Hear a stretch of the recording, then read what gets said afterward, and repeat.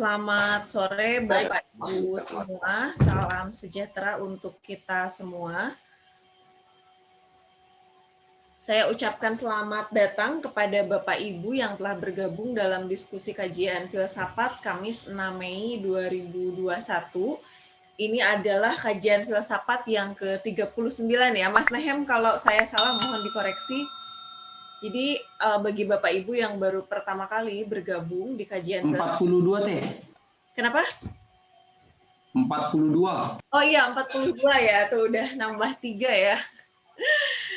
Saya kemarin nggak masuk, nggak hadir gitu, jadi lupa Kak Mas Nehem, terima kasih mengingatkan. Jadi bagi Bapak Ibu yang baru pertama minggu depan ada nggak Teh Neni?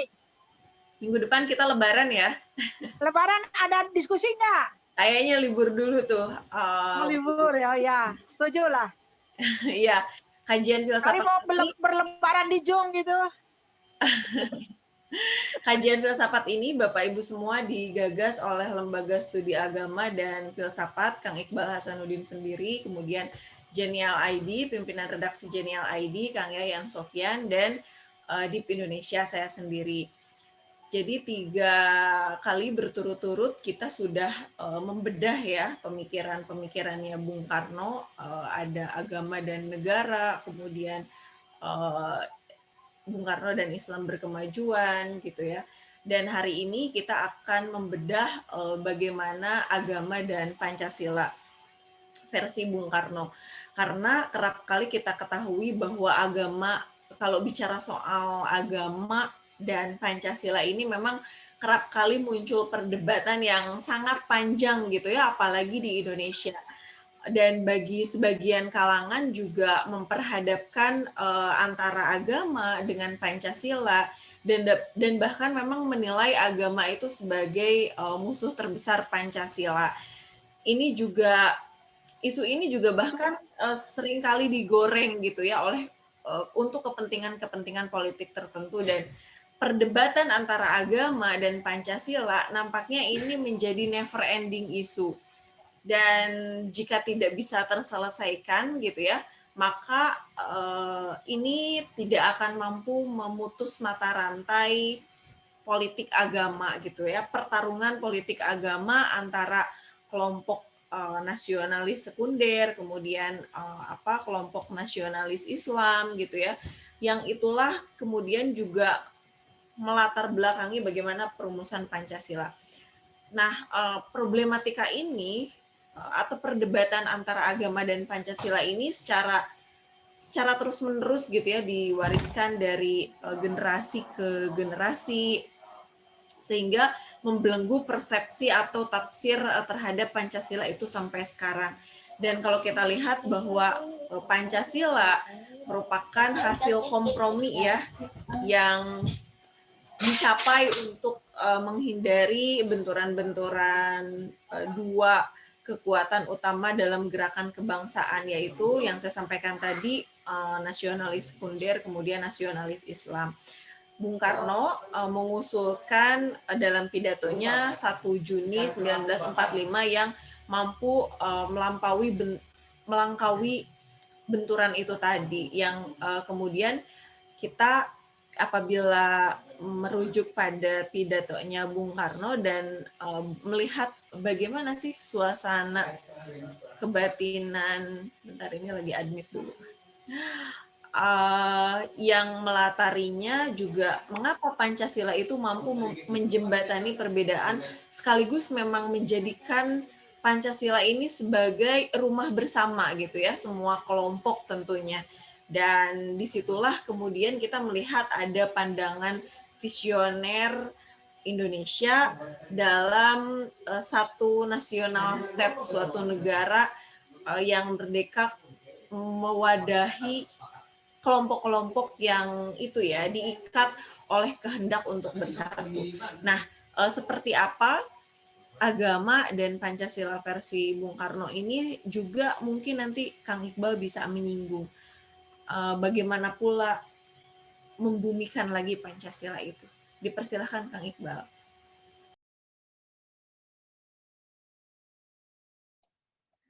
Baik, terima kasih Teh Neni. Assalamualaikum warahmatullahi wabarakatuh. Bapak Ibu yang saya hormati, pertama-tama saya ingin menyampaikan tadi kepada Kang Yayan dan Mas Nehemia, saya sempat kontak tadi malam ya, apa kemarin gitu. Saya mohon izin untuk diskusi di sesi terakhir ini, kita mulai 4:30, biasanya jam 4 ya, jam 16. Tapi saya mohon izin hari ini mulai jam 16.30, 4:30, karena ternyata di tempat saya mengajar di kampus, saya masih punya jadwal mengajar menjelang seminggu sebelum Lebaran nih ya. Jadi ya karena dua-duanya sama-sama kewajiban, mengajar juga dengan mahasiswa adalah kewajiban yang tidak bisa saya tinggalkan. Diskusi juga dengan teman-teman jadinya adalah kewajiban, maka perlu dicari jalan tengah ya. Seperti yang Bung Karno selalu lakukan, mencari jalan keluar, jalan tengah, maka jalan tengahnya adalah memundurkan mulai diskusi yang biasa jam 4, kita mulai jam 4.30 agar saya bisa menjalankan dulu kewajiban dengan mahasiswa saya juga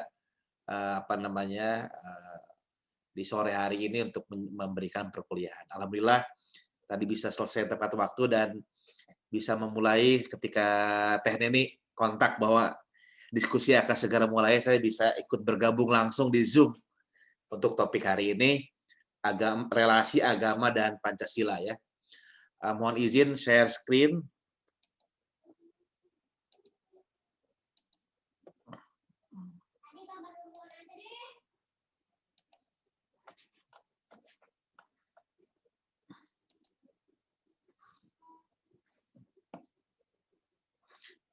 Nah ini topik yang diangkat sore ini, relasi agama dan Pancasila belajar dari pemikiran Bung Karno ya. Di sini poin belajar dari pemikiran Bung Karno itu memang ada banyak hal yang kita pelajari dari Bung Karno, tapi sebetulnya Bung Karno dijadikan sebagai titik berangkat ya. Jadi kita mengkaji pemikiran Bung Karno, tapi kemudian kita mencoba dari pikiran Bung Karno itu mengembangkan ya, seperti apa sebaiknya relasi agama dan Pancasila itu dipahami ya dalam konteks keindonesiaan.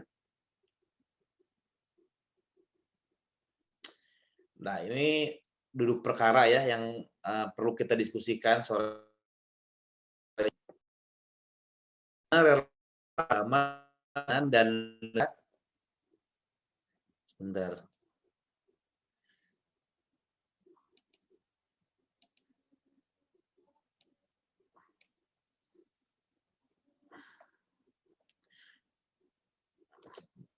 Suaranya masih terdengar Teh Neni? Iya, terdengar, Kang.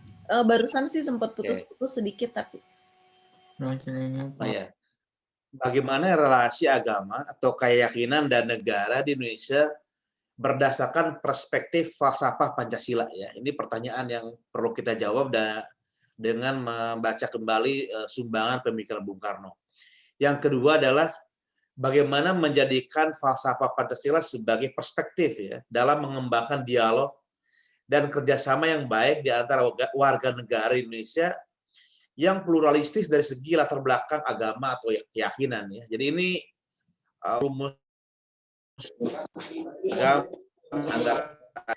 tapi dengan menjadikan Pancasila sebagai perspektif atau sebagai pijakan ya. Nah, Bapak Ibu semua, kalau kita berbicara tentang agama dan Pancasila, mau tidak mau kita akan berbicara tentang sila ketuhanan yang Maha Esa ya, sebagai irisan yang paling penting terkait dengan agama dan Pancasila. Kita tahu dalam pidato 1 Juni 1945, Bung Karno menyatakan bahwa prinsip Indonesia merdeka dengan bertakwa kepada Tuhan yang Maha Esa, bahwa prinsip kelima, waktu itu Bung Karno menyebutnya sebagai prinsip kelima ya, daripada negara kita ialah ketuhanan yang berkebudayaan, ketuhanan yang berbudi pekerti luhur, ketuhanan yang menghormati satu sama lain. Nah, ini poin penting ya dari sila ketuhanan yang dirumuskan Bung Karno ketika Bung Karno menyampaikan pidato pada 1 Juni di hadapan BPUPK ya. Di dalam pernyataan Bung Karno tersebut Pancasila bagian dari sebuah weltanschauung politis, ya, tentang bagaimana menjalankan kehidupan bersama yang beradab dan berkebudayaan di tengah masyarakat yang pluralistis dari segi agama atau keyakinan. Ketuhanan yang Maha Esa dalam Pancasila bukan weltanschauung religius tentang keselamatan atau pembebasannya. Jadi demikian kita bisa memahami dari ungkapan Bung Karno dalam pidato itu. Nah, Bapak Ibu semua, karena itulah kemudian kita perlu membedakan dua jenis Weltanschauung ya. Weltanschauung ini istilah dalam bahasa Jerman ya, yang berarti pandangan dunia ya, bagaimana dunia dilihat, perspektif gitu ya. Kita melihat ada yang disebut sebagai pandangan dunia politis dan ada yang disebut sebagai pandangan dunia religius. Ada Weltanschauung politis, ada Weltanschauung religius. Nah, sebagai Weltanschauung politis, sebagai pandangan yang bersifat politis, Pancasila adalah falsafah kenegaraan yang berfokus pada dimensi sosial manusia. Apa itu? Yaitu menjalankan kehidupan politis untuk mewujudkan kebaikan bersama atau bonum commune. Jadi problem utama Pancasila sebagai Weltanschauung politis, sebagai cara pandang politis, sebagai kacamata politis adalah bagaimana mewujudkan kebaikan bersama, perdamaian, kesejahteraan, demokrasi dan sebagainya. Jadi fokusnya di situ. Fokus dari Pancasila adalah bagaimana mewujudkan kebaikan bersama, bonum commune. Sementara sebagai Weltanschauung religius, ya, ajaran-ajaran agama, tradisi komunitas agama itu berfokus pada dimensi spiritual manusia, yaitu jalan untuk mencapai keselamatan atau pembebasan. Jadi dua cara pandang yang berbeda ya antara Pancasila dengan agama-agama.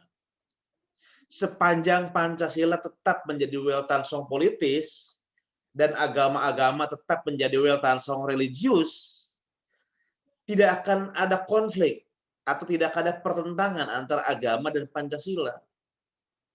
Serta antara agama dan negara yang berdasarkan Pancasila. Tidak akan pernah ada. Persoalannya kemudian akan muncul ketika agama ya, yang harusnya menjadi Weltanschauung religius, diubah menjadi Weltanschauung politis, sehingga tampil dalam bentuk aspirasi negara agama atau teokrasi. Sebab paham negara agama akan bersaing dengan Pancasila sebagai sama-sama Weltanschauung politis. Sebagai Weltanschauung politis, Pancasila tidak akan pernah mendukung paham negara agama atau negara yang anti agama. Jika Indonesia diubah menjadi sebuah negara agama, misalnya negara Islam, atau negara Katolik, negara komunis.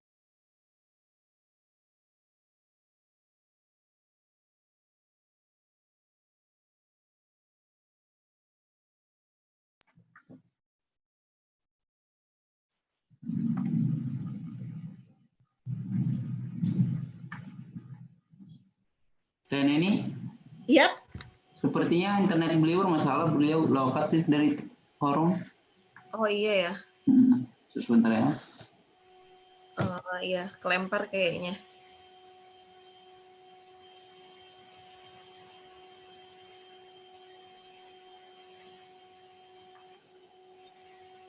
Inilah ya, problem infrastruktur ya. Padahal Kang Iqbal ada di Jakarta itu. Tapi nggak jadi jaminan jaringannya juga bagus.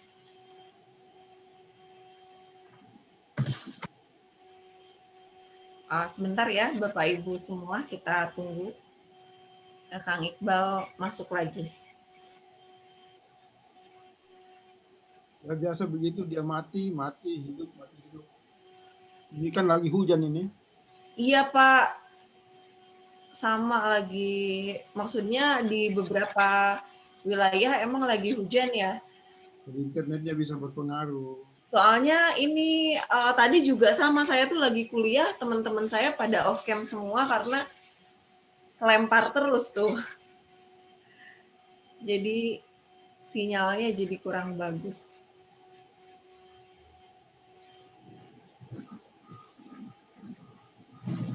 Wah, sebentar ditunggu ya Bapak Ibu semua. Bu. Nah ini nih Kang Iqbal udah masuk lagi.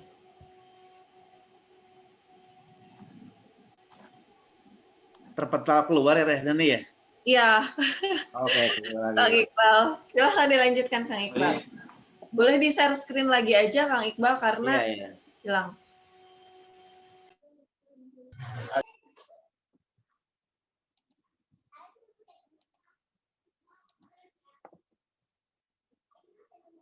Sampai mana ya Teh Neni tadi? Takutnya saya udah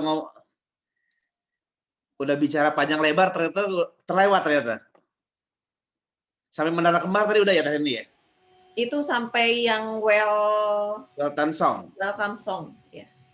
Oke, yang 2 Welcome Song sudah belum tadi Teh Neni? Udah Kang. Oke, ini yang 2 Welcome Song ya.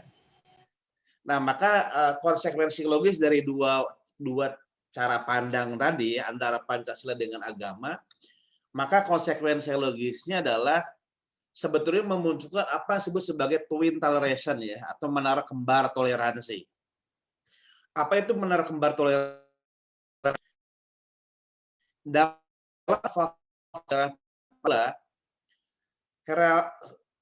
sebentar.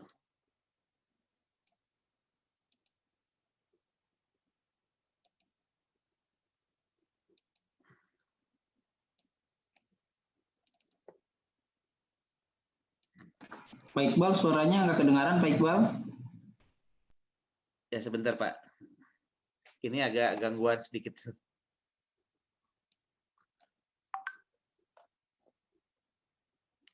Apakah suara sudah bisa terdengar Pak Nek? Suara sudah, Pak Iqbal. Udah Kang.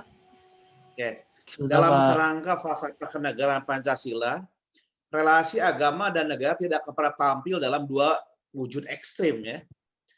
Apa itu wujud ekstrim yang tidak akan muncul dalam sebuah negara Pancasila? Pertama, negara Indonesia yang pada Pancasila itu tidak akan pernah jadi sebuah negara agama, apapun itu. Negara Islam, negara Konghucu, negara Buddhis, negara Katolik, negara Kristen, negara Hindu, negara Buddha tidak akan pernah menjadi negara agama. Itu yang pertama, ekstrim yang pertama. Ekstrim yang kedua adalah negara Indonesia dan Pancasila tidak akan pernah menjadi sebuah negara yang anti agama. Jadi negara agama tidak akan terjadi, negara yang anti agama atau memusuhi agama juga tidak akan terjadi. Karenanya Indonesia yang berdasar Pancasila itu tidak anti agama, tapi juga bukan negara agama. Sebuah negara yang ramah terhadap agama-agama. Negara yang menghormati kebebasan beragama dan berkeyakinan warga negaranya. Jadi ini prinsip dasar menara kembar toleransi ya. Negara Indonesia dasar pada Pancasila itu pertama tidak akan menjadi sebuah negara agama apapun agamanya. Tidak akan menjadi negara yang memusuhi agama. Negara Indonesia dasar Pancasila adalah negara yang ramah pada agama. Apa pengertian ramah? Negara yang menghormati kebebasan beragama dan berkeyakinan warga negaranya. Negara nggak akan melarang orang beragama. Negara nggak akan menentukan agama apa yang akan dipegang, harus dipegang, silakan. Semua agama dihormati oleh negara. Dalam kerangka falsafah kenegaraan Pancasila, relasi agama dan negara tampil dalam bentuk menara kembar toleransi, twin toleration. Seperti 2 menara yang berdiri sama tinggi. Negara dan komunitas agama tidak saling mencampuri urusan masing-masing. Lembaga negara dan lembaga agama saling menghormati otonomi masing-masing.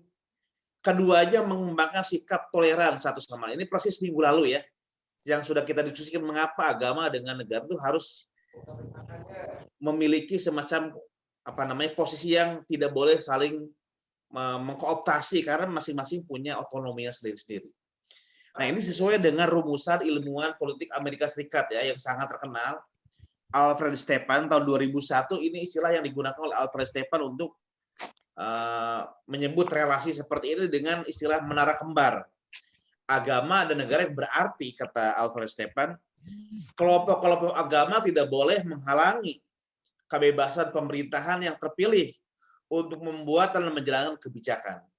Sebaliknya, negara juga tidak boleh menghalangi komunitas agama untuk menjalankan ajaran dan tradisi keagamaan mereka. Ini disebut menara kembang toleransi seperti itu ya.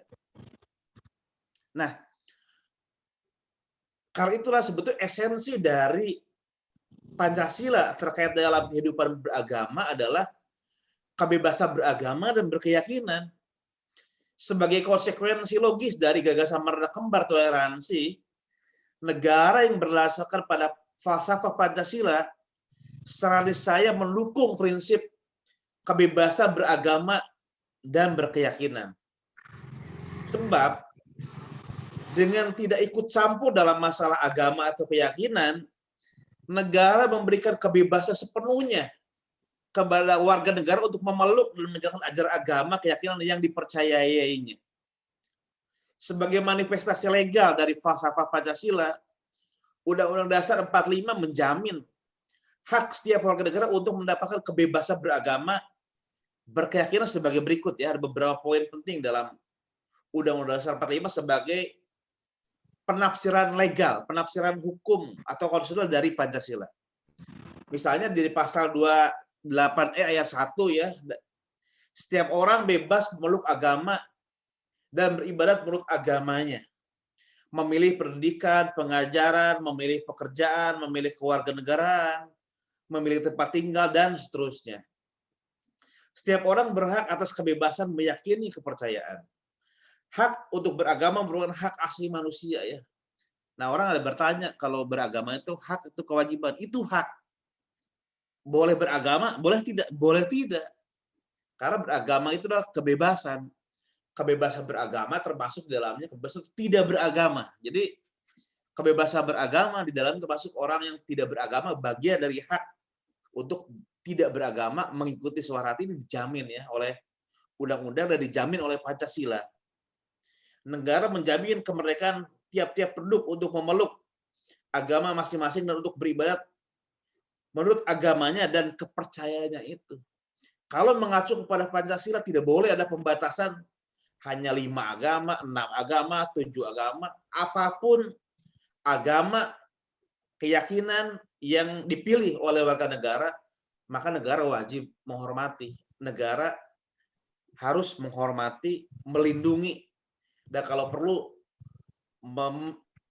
memfasilitasi agar warga negara bisa menjalankan agama dan keyakinan sesuai dengan yang dipilihnya. Tanpa dibatasi ya, harus 6, harus 7, boleh. Apapun yang dianggap sebagai keyakinan dari warga itu bagian dan manifestasi dari kebebasan yang dijamin oleh negara yang berdasarkan pada Pancasila itu. Nah, di sini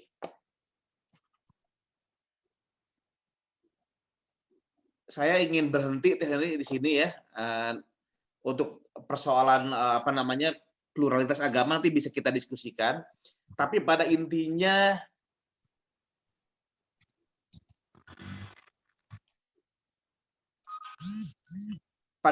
saya ingin mengatakan bahwa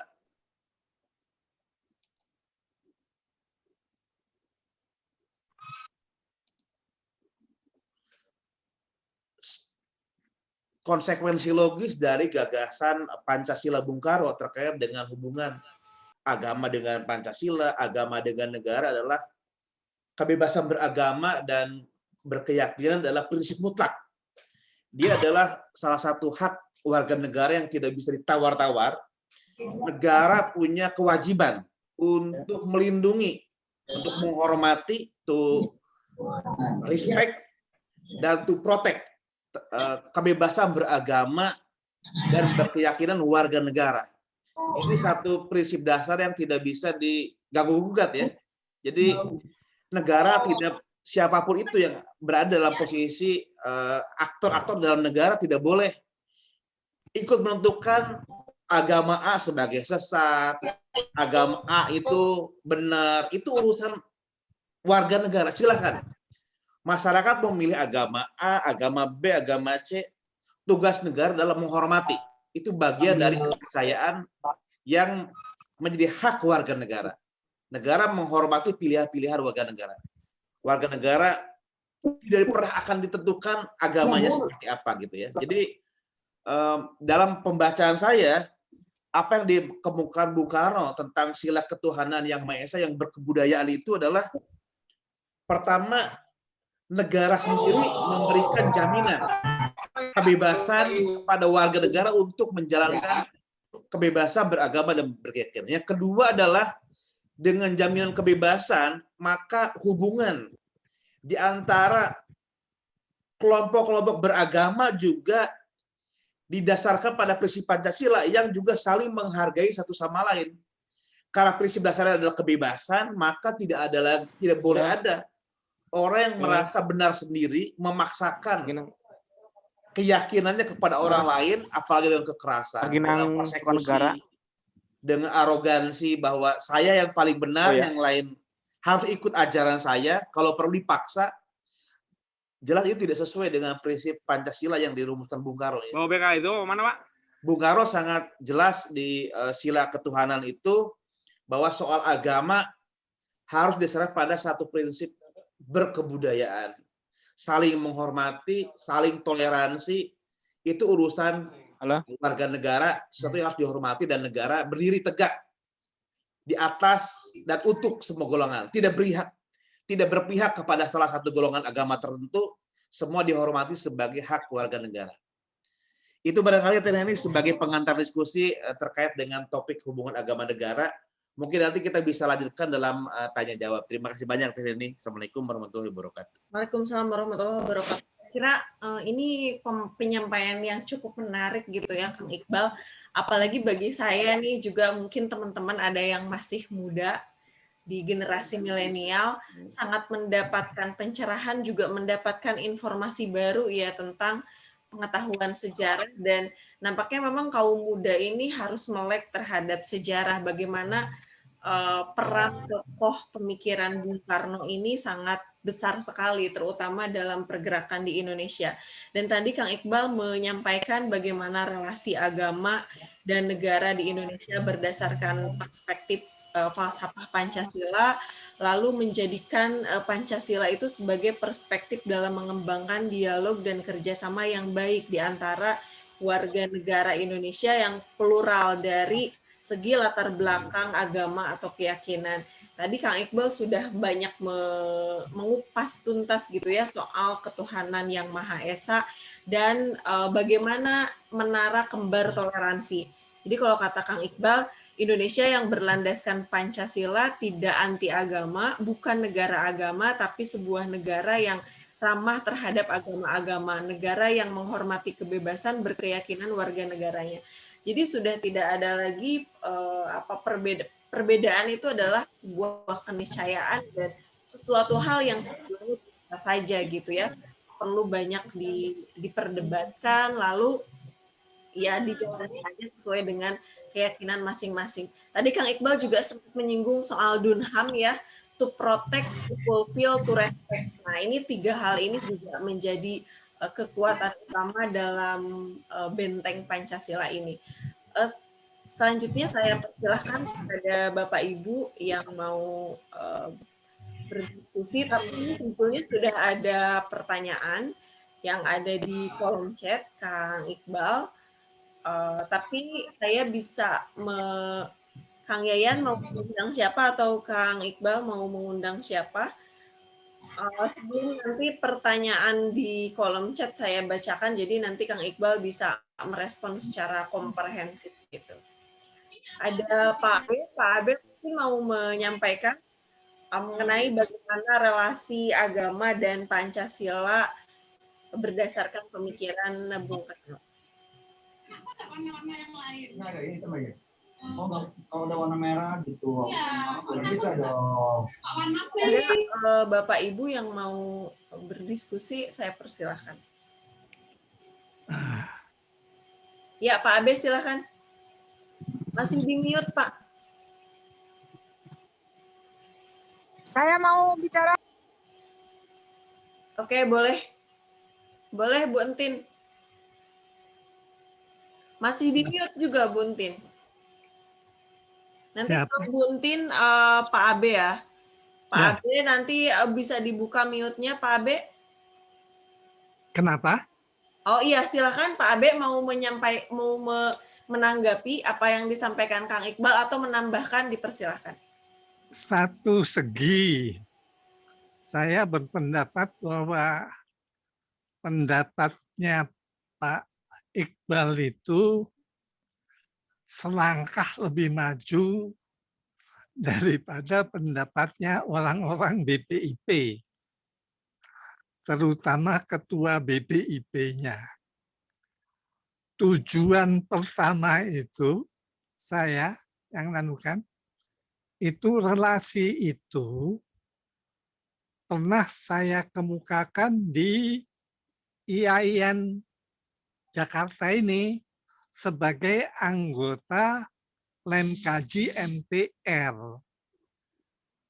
Saya hati-hati karena menurut konsep Islam kan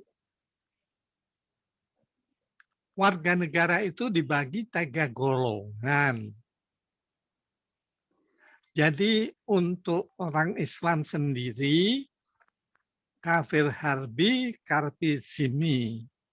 Nah, alasannya ini saya juga Islam, juga haji juga. Alasannya yang dikemukakan adalah bahwa kami melindungi.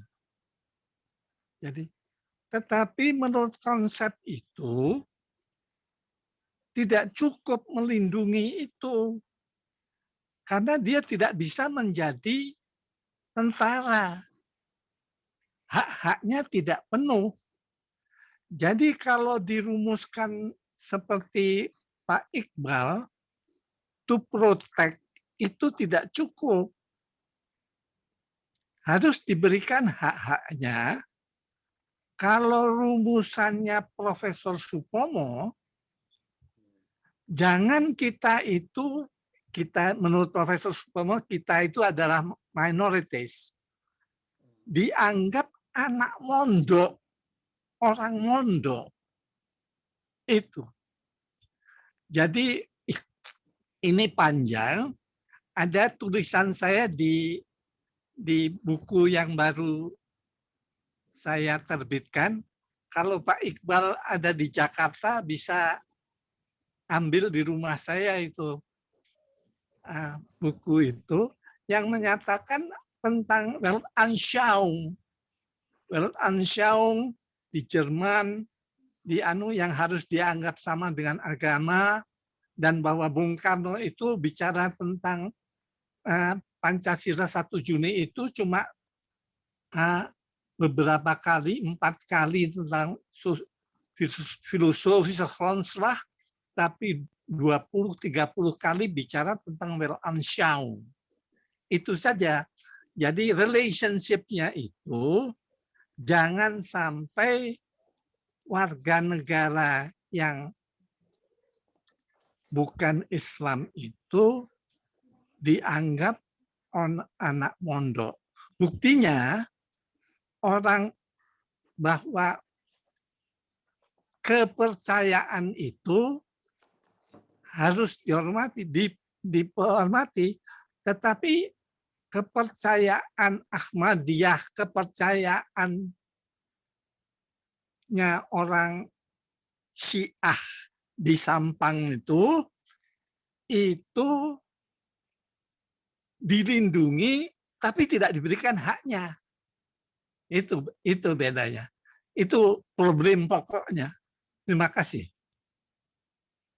Terima kasih Pak Abe. Ini juga jadi pencerahan juga gitu ya buat saya. Nanti mungkin saya sama Kang Iqbal ngambil bukunya ya. Silakan. Oke. Terima kasih banyak Pak Abe atas masukan yang sangat luar biasa sekali. Saya kira soal bagaimana relasi Pancasila dan agama ini ya. Selanjutnya saya persilahkan ke Bu Entin, silahkan. Bu Entin masih ada di room ini kah? Kang Iqbal, sambil saya nunggu yang lain raise hand, saya kira ini di kolom chat juga ada pertanyaan dari Pak Mariono, bagaimana pemerintah dalam membaca situasi ini. Dan kita di PDIP sebagai partai yang besar, apakah juga sudah memberikan partai untuk negara dalam pluralisme itu sendiri? Ada Pak Ferdinand juga nih baru bergabung. Nanti bisa diminta tanggapannya ya dari Universitas Indonesia. Silakan Kang Iqbal. Baik, terima kasih Teh Neni. Pertama tadi ya melanjutkan diskusi tadi.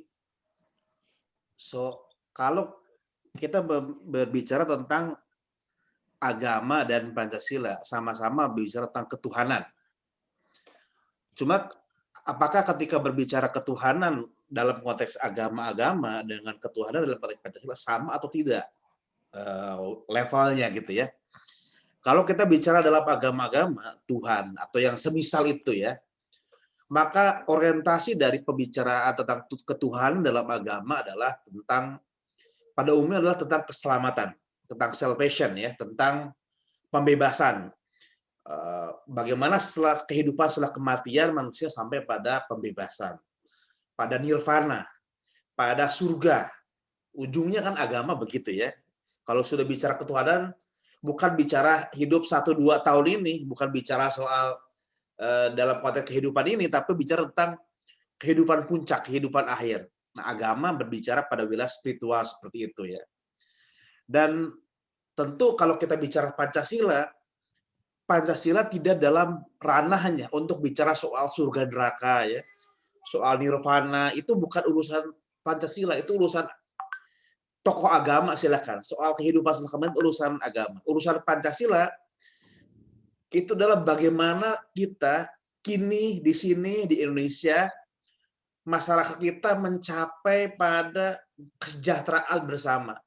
Kita mencapai keadilan sosial. Nah, dalam konteks ketuhanan, maka keadilan, kesejahteraan itu diwujudkan dalam kehidupan bersama yang didasarkan pada toleransi, kebebasan beragama, kehidupan beragama yang merdeka gitu ya. Jadi yang pertama-tama bukan orang itu justru menjadi tidak bebas dalam hidup beragama ya. Justru sila ketuhanan itu dalam Pancasila harus tercermin dalam kehidupan keagamaan yang bebas, bukan terpaksa. Orang mau beribadah sulit, orang beragama dipaksa oleh entah itu masyarakat, dipaksa oleh orang lain. Orang tidak punya kemerdekaan. Justru sila ketuhanan dalam Pancasila itu perlu dimanifestasikan dalam kehidupan politis di mana semua orang diberikan kemerdekaan semerdeka-merdekanya untuk mengikuti apa yang diyakini sebagai jalan spiritual ya. Tanpa dibatasi, tanpa dikekang ya. Orang memilih jalan spiritual seperti apapun, tidak boleh ada yang mengatur atau membatasi. Itu bagian dari wilayah otonomi warga negara. Jadi ketuhanan di dalam Pancasila tercermin dalam kebebasan beragama. Kalau ketuhanan dalam konteks agama silakan masing-masing orang menafsirkan sesuai dengan tradisinya sendiri, sesuai dengan kitab sucinya sendiri, sesuai dengan agamanya sendiri. Seperti apa penafsirnya silakan. Itu tergantung pada kelompok masing-masing, penafsiran masing-masing. Tapi kalau berbicara tentang tafsir politis terhadap ketuhanan yang Maha Esa, maka pemahamannya adalah negara menjamin kebebasan beragama dan berkeyakinan warga negara apapun agama dan keyakinan dipegang oleh warga negara. Jadi kalau kita mau konsisten ikut ajaran Bung Karno, kita tidak akan pernah memaksakan agama apapun ya, keyakinan apapun. Mau ada 10 agama, mau ada 20 agama, 200 agama, baik agama dunia, agama lokal, agama besar, agama kecil, kita akan hormati sebagai bagian dari hak warga negara. Silakan. Bapak, Ibu agamanya apa, maka kami hormati, kami toleran. Negara juga sama, para aktor negara menghormati, menghargai apa yang menjadi pilihan warganya. Kalau ada non-state actor ya yang mengganggu warga negara lain menjalankan agama dan keyakinan, maka pemerintah punya kewajiban melindungi seluruh warga negara untuk bisa punya kemerdekaan menjalankan agama dan keyakinan. Tidak boleh ada orang yang merasa arogan, merasa sombong, memaksakan keyakinan kepada orang lain sehingga orang lain mengalami ketidakbebasan dalam beragama dan berkeyakinan. Urusan agama, keyakinan, spiritualitas harus dimerdekakan dari persekusi, harus dimerdekakan dari paksaan. Biarkan itu menjadi pilihan pribadi setiap orang mengikuti suara hati apa yang dianggap sebagai jalan keselamatan tanpa ada paksaan dari siapapun. Jadi bagi saya sih konsekuensi logis dari ajar Bung Karno tentang ketuhanan yang Maha Esa adalah setiap orang diberikan kebebasan ya mengikuti apa yang terbaik menurut suara hatinya, bagaimana menerjemahkan paham ketuhanan yang Maha Esa itu. Teteh. Oke, Kang Iqbal, ini di kolom chat mungkin nanti sekaligus Kang Iqbal menanggapi dan closing statement ya. Hari ini kita dikedepankan tentang kebinekaan pluralisme, tetapi pada prinsipnya kita dirongrong oleh budaya asing. Nah, ini seperti apa? Oh bentar, ini ada dari UGM ya, mau bertanya. Ini sekalian aja Kang Iqbal. Lalu ini juga yang terjadi di daerah saya Kang Iqbal. Bagaimana dalam konteks hubungan Pancasila dan agama, tetapi dalam prakteknya banyak sekali sebenarnya sekarang perda syariah yang sering memaksakan kehendaknya. Dan bagaimana dengan berlakunya SKB 3 Menteri, kemudian seringkali MUI dijadikan rujukan oleh negara. Saya persilahkan dulu ke Pak Diasma dari PSP UGM. Silahkan Pak. Terima kasih Mbak Neni, yang saya hormati Mas Iqbal. Ya, sampai jumpa lagi. Terima kasih atas gagasannya yang sudah ditelurkan tadi, menarik sekali. Kami hanya ingin tadi mungkin Mas Iqbal, kami memberikan sebuah tambahan ya, bahwa di dalam ketuhanan, kalau kita melihat pemikirannya Bung Karno, antara relasi agama dan Pancasila, itu Bung Karno pernah digugat oleh sekelompok orang Islam. Bung Karno, kalau Anda penggalinya lebih dalam, Anda pasti ketemunya adalah Islam. Nah, karena ini bicara soal agama, ketuhanan, saya ingin mengajak bahwa digalinya nilai ketuhanan itu jauh sebelum datangnya Islam. Karena itu benar katanya Mas Iqbal tadi, mengutip dengan sebuah Weltan Song, ya, filosofi Grundslag itu tadi, bahwa digali ketuhanan itu digali oleh Bung Karno itu jauh sebelum datangnya Islam. Dikatakan ada 4 saf. 4 saf. Saf pertama itu adalah pra-Hindu. Saat leluhur kita, nenek moyang kita dulu tidak kenal yang namanya Tuhan. Saat animisme, dinamisme misalkan. Tapi mereka percaya adanya sesuatu zat yang lebih tinggi, zat yang lebih hebat daripada kemampuan manusia. Saf yang kedua itu adalah Hindu dan Buddha. Itu adalah saat datangnya ajaran agama Hindu dan Buddha dan berdirinya negara-negara kerajaan Hindu dan Buddha di Indonesia. Saf yang ketiga itu adalah datangnya Kristiani yang dibawa oleh Belanda. Saf yang keempat itu adalah Islam. Karena itu ya Indonesia tidak akan pernah menjadi negara Islam. Saya sepakat dengan Mas Iqbal tadi, dia selalu ramah dengan yang namanya keagamaan atau dengan ketuhanan. Tapi dia bukan negara agama. Karena itu adalah lapisan-lapisan yang ingin saya sampaikan kepada untuk memperkuat argumentasi Mas Iqbal ya, itu bahwa lapisan-lapisan saf ketuhanan itulah yang paling dalam di dalam keindonesiaan. Kenapa nilai ketuhanan, kenapa agama itu diletakkan menjadi salah satu nilai dasar di dalam Pancasila. Mungkin itu dari saya. Terima kasih atas forum yang hebat ini. Top, lanjutkan. Ya, baik, terima kasih Pak Diasma. Kang Iqbal, saya kira bisa langsung direspon ya, tadi dengan beberapa pertanyaan yang sudah saya sampaikan. Baik, terima kasih atas tambahannya, memperkuat ya tadi bagaimana Bung Karno melihat soal spiritualitas ya dalam sejarah, dalam lapisan-lapisan sejarah masyarakat Indonesia. Kemudian ketika ditanya bagaimana dengan muncul kayak upaya-upaya untuk melakukan syariah, memunculkan perda syariah di berbagai daerah gitu ya. Menurut saya ya ini para politisi yang mencoba membawa kembali perda syariah ini tidak memahami semangat Bung Karno ya. Kalau kita mengikuti semangat Bung Karno sangat inklusif ya. Inklusif dalam pengertian isu-isu ekonomi ya diselesaikan dong secara ekonomi gitu ya. Isu politik selesaikan secara politik. Jadi kalau problemnya ekonomi ya selesaikan secara ekonomi gitu. Dan untuk urusan agama ya selesaikan urusan agama gitu ya. Jadi perda syariah dan yang semacamnya itu seperti tidak tepat ya. Ada problem politik diselesaikan dengan cara agama. Problem ekonomi diselesaikan dengan cara agama. Sesuatu yang tidak tepat sasaran gitu ya. Kalau kita mengacu kepada alam pikir Bung Karno, maka segala sesuatu diselesaikan sesuai dengan porsinya.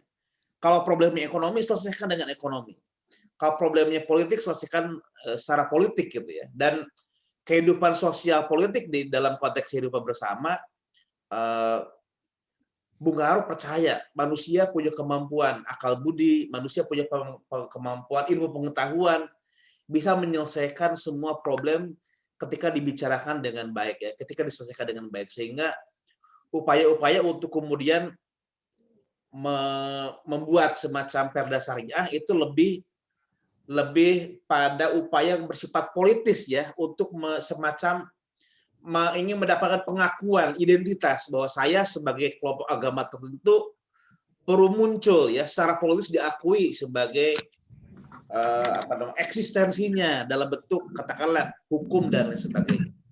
Menurut saya ini jelas tidak solutif ya, karena tidak berangkat dari sebuah problemnya apa, harusnya problemnya ya di situ diselesaikan gitu ya. Termasuk juga soal MUI ya. Kalau menurut saya untuk isu-isu MUI itu kan bagian dari ormas ya. Ormas dia sama kalau di kalangan umat Islam sama seperti NU, Muhammadiyah, Persis, bagian dari organisasi keagamaan yang sifatnya adalah bagian dari masyarakat yang tidak bisa dijadikan sebagai pijakan-kebijakan.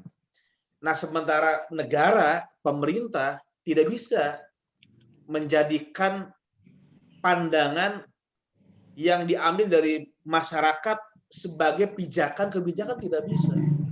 Hanya dari MUI jadikan kebijakan, tidak bisa. Atau dari NU, atau dari Muhammadiyah, atau tidak bisa.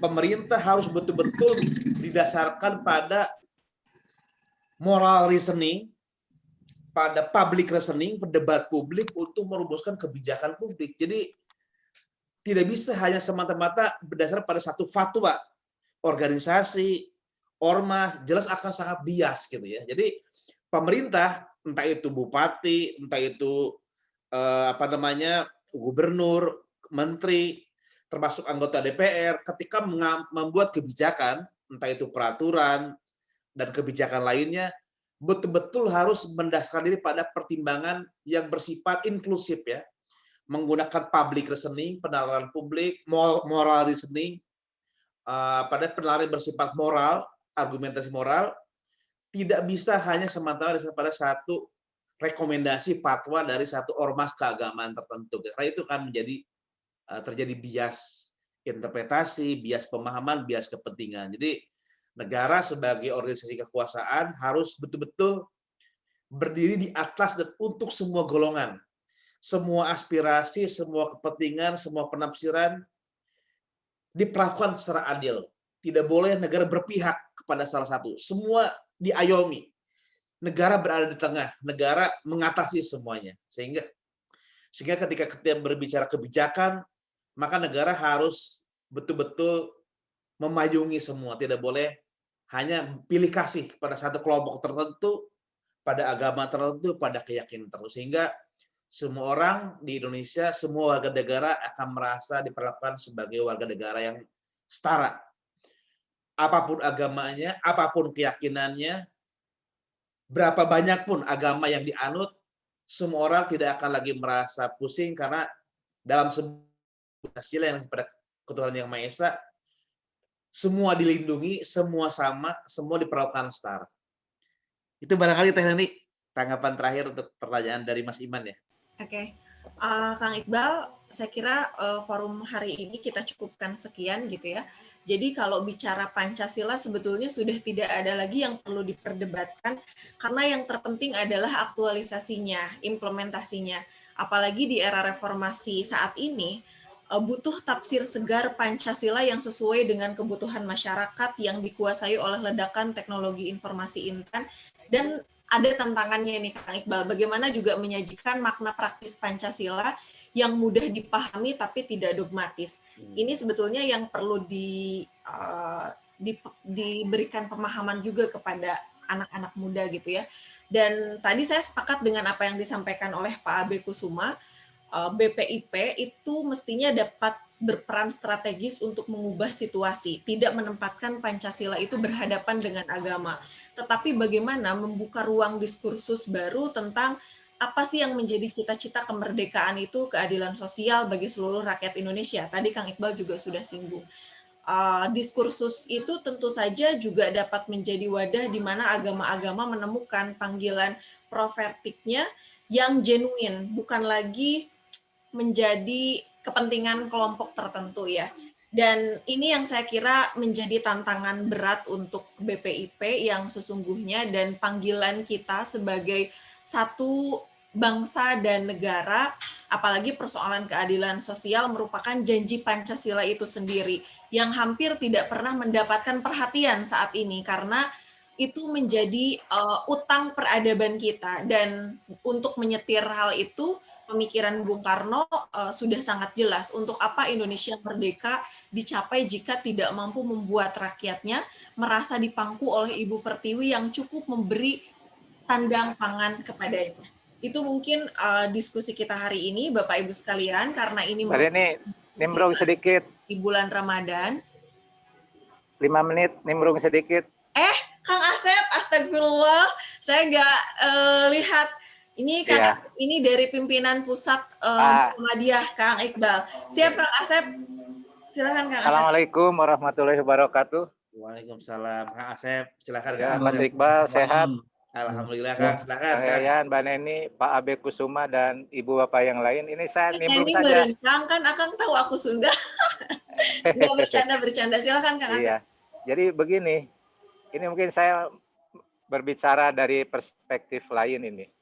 Jadi kita ini kan bangsa yang bisa disebut gagal menerjemahkan dan menerapkan narasi besar para pendiri bangsa, termasuk Pancasila, gitu kan. Contoh yang paling konkret kan, ngapain sih selalu diributkan harus Pancasila 1 Juni misalnya. Padahal itu kan sudah declare, ada undang-undang tahun nomor 18 tahun 2000 berapa gitu, 2009 atau tentang ini, tentang konstitusi yang di situ menyebut Pancasila. Jadi clear 18 Agustus gitu kan. Jadi kalau kita tadi memakai istilahnya Mas Iqbal sebagai wetan saung politik, udah selesai gitu kan. Tidak perlu lagi kemudian secara apologetik menghidup-hidupkan kembali Pancasila 1 Juni misalnya yang diklaim oleh partai tempat bernaungnya Yayan itu. Karena apa kan jadi primordialisme gitu kan, menyempitkan gagasan besar Bung Karno hanya diklaim seolah-olah itu milik PDIP misalnya. Ini kan tidak dalam konteks pemikiran negarawan. Jadi mengkerdilkan Pancasila, itu yang pertama. Nah, yang kedua kan kita ingat, ini saya kalau membaca Bung Hatta itu kan, Bung Hatta dalam katakanlah keputusasaannya dan kekecewaannya dalam membangun bangsa, itu kan dulu pernah melontarkan ucapan yang bisa jadi itu menjadi kutukan gitu kan. Jadi Bung Hatta itu berbicara dalam bahasa Jerman, karena saya nggak bisa bahasa Jerman, saya terjemahnya saja gitu kan. abad besar telah lahir, tetapi hanya menemukan generasi-generasi kerdil. Nah, itu bagi saya itu melihat, itu semacam kutukan Bung Hatta untuk bangsa ini. Ya, contoh konkret tadi, gagal menerjemahkan dan mengaplikasikan narasi besar tentang Pancasila. Nah, yang ketiga, nah ini, ada ketidakjujuran sejarah atau ketidakjujuran dalam penulisan sejarah bangsa kita. Contoh mutakhir kemarin Kamus Sejarah Indonesia. Jauh-jauh ke belakangnya juga banyak manipulasi sejarah dan menyembunyikan, bahkan bukan sekedar menyembunyikan, menghilangkan jejak-jejak sejarah. Contoh begini misalnya, nasionalisme di Indonesia itu kan, saya agak menyambung dengan tadi yang dari Pusat Studi Pancasila UGM. Kalau Bung Karno dulu menyebutkan begini, ini kan kalau nggak salah juga di bukunya Pak Abe Kusuma, yang saya belum punya aslinya nih Pak Abe, mudah-mudahan dapat buku aslinya karena tidak ada lagi di toko. Itu kan menyebutkan, Bung Karno kan, saya ini bukan pencipta Pancasila, tapi penggali Pancasila yang nilai-nilainya sudah ada di tanah air ini. Nah, kalau tadi yang dari Pusat Studi Pancasila menyebut secara urut Hindu, Buddha, Kristen, Islam, dan sebagainya yang menjadi bagian dari fase katakanlah religiusitas bangsa kita, justru saya ingin menyebutkan begini, nilai dasar ketuhanan. Nah, karena kebetulan saya orang Sunda ini, jadi orang Sunda itu kalau ditanya nilai dasar ketuhanannya itu kan, kalau bahasa Islamnya itu adalah tauhid, monoteis. Mengapa? Karena agama Sunda, sebagian orang menyebut Sunda Wiwitan, itu bukan animisme, bukan dinamisme, tapi dia menyembah Sang Hyang Tunggal. Jadi menyebutnya kan Sang Sedaniskala Nunga Mandala di Balai Agung. Jadi yang Maha Esa yang bersemayam di atas aras lah kalau bahasa Arabnya. Nah, ini saya mungkin menyebut semacam, baru berani semacam hipotesis sejarah. Inilah yang menyebabkan dari mana Bung Karno menemukan kata Pancasila. Sampai sekarang kan tidak ada data yang jelas dari mana Bung Karno memperoleh nama Pancasila. Beliau hanya menyebutkan dapat nama dari seorang teman katanya. Dugaan saya, di diskusi yang minggu lalu atau 2 minggu lalu juga sudah saya sampaikan, Bung Karno menerima kata Pancasila itu dari seorang tokoh kebatinan Sunda dari Bandung yang juga merumuskan Pancasila jauh sebelum sidang BPUPK itu.